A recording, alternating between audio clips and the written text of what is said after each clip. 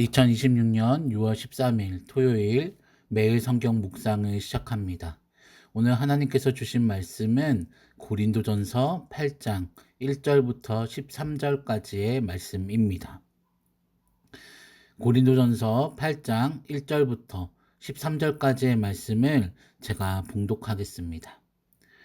우상의 제물에 대하여는 우리가 다 지식이 있는 줄을 아나 지식은 교만하게 하며 사랑은 덕을 세우나니 만일 누구든지 무엇을 아는 줄로 생각하면 아직도 마땅히 알 것을 알지 못하는 것이요 또 누구든지 하나님을 사랑하면 그 사람은 하나님도 알아주시느니라.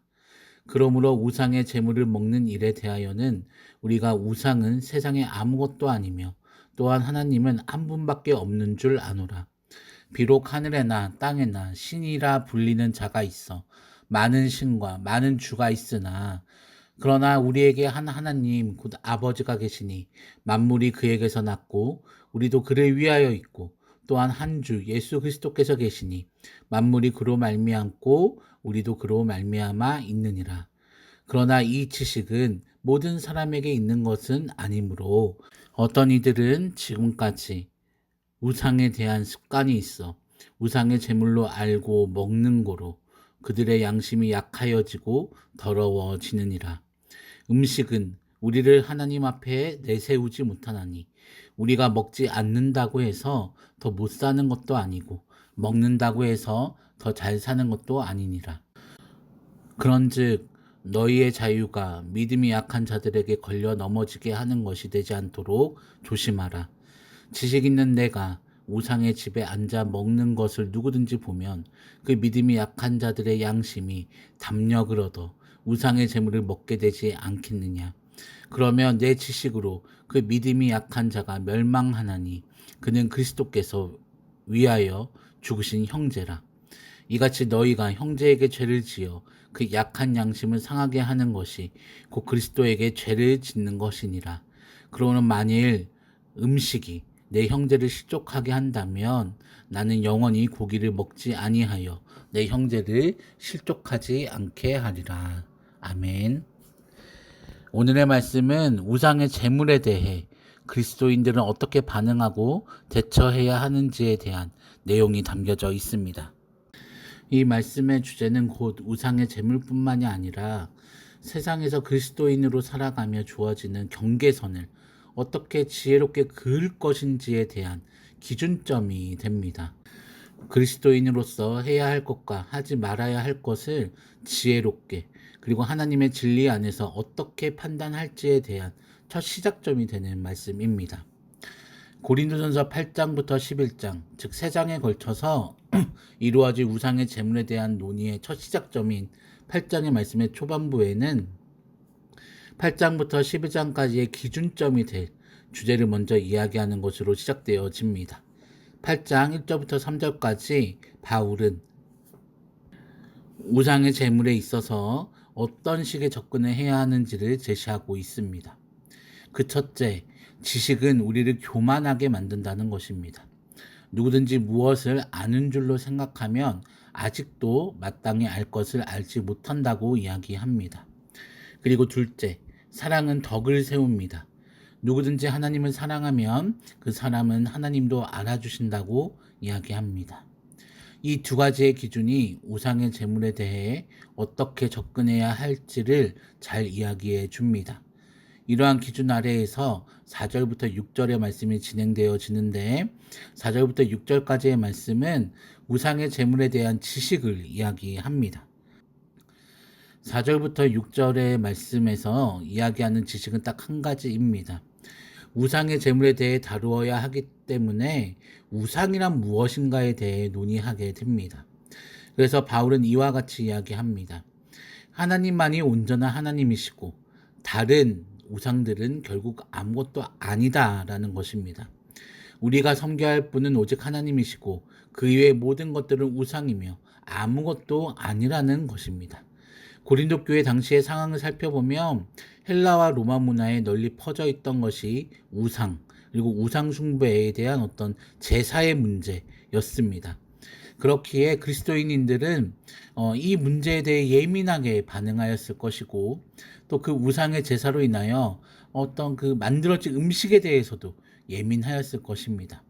이러한 배경 아래에서 바울은 일단 확실한 기준점을 제시합니다. 하나님만이 하나님이시고 우상은 아무것도 아니라는 것. 이 진리를 먼저 선포합니다. 그런데 7절부터 13절까지의 말씀에 보면 이 지식이 어떻게 적용되어져야 하는지에 대한 내용들이 나옵니다. 7절의 말씀에 보면 이렇게 기록되어 있습니다. 그러나 이 지식은 모든 사람에게 있는 것은 아니므로, 즉 아직 하나님을 믿으면서도 다른 신들이 존재하지 않는다는 것에 대한 확신이 온전히 마음 가운데 새겨지지 않은 사람들이 있다는 것을 이야기합니다.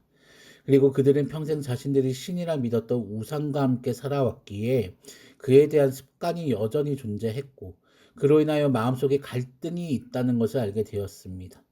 또 그로 인하여서 초신자들, 즉 우상과 함께 살아왔던 그 초신자들의 양심이 약하여지고 예민하여지는 것을 발견하게 됩니다. 또 8절의 말씀에 보면 이렇게 기록되어 있습니다. 음식은 우리를 하나님 앞에 내세우지 못하나니 우리가 먹지 않는다고 해서 더 못 사는 것도 아니고 먹는다고 해서 더 잘 사는 것도 아니니라. 즉 음식은 가치 중립적입니다.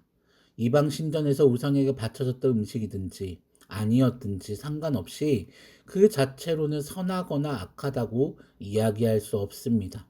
음식 자체가 하나님과의 관계를 맺는데 어떠한 영향을 끼칠 수가 없습니다.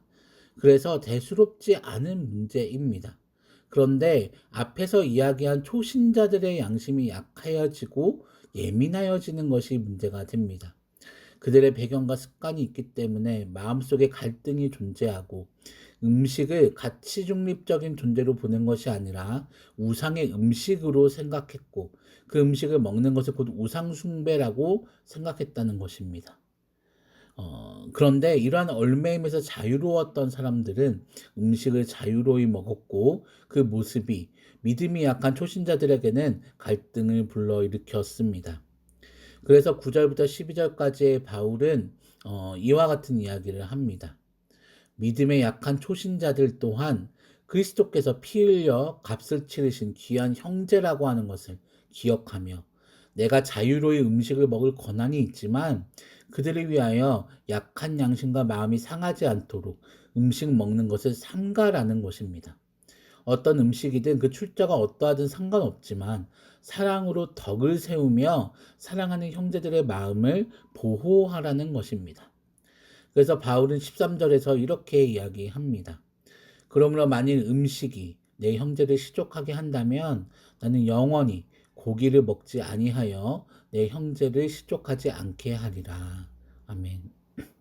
내가 음식을 먹을 자유가 있지만 내 형제를 시족하게 하지 않기 위해 영원히 고기를 먹지 않을 것이라는 것입니다. 이는 지금 세상을 살아가는 우리가 꼭 기억해야 할 기준점을 보여줍니다.